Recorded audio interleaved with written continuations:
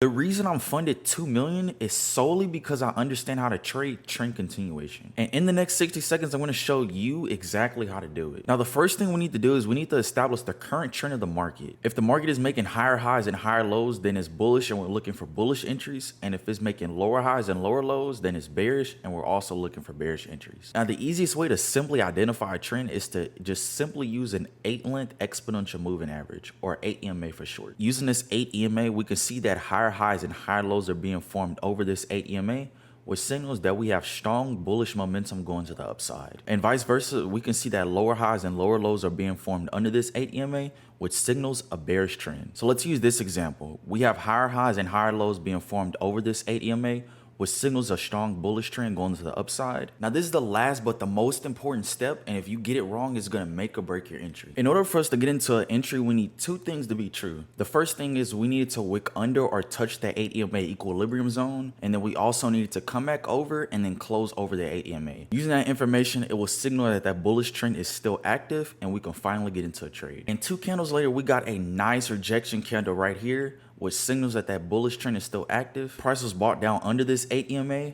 then it came back over to close as a bullish candle going back to the upside. Now, since we finally got the signal to enter the trade, all we're gonna do is just enter with a 1 to 2 risk to reward, and we're just gonna let the trade play out. And as we can see, price continued in an upward direction and it respected the 8 EMA, and we ended up taking profits. I made a free PDF showing you exactly which high probability setups I take whenever I trade. If you want to copy this, click the link in my bio and you can claim it there.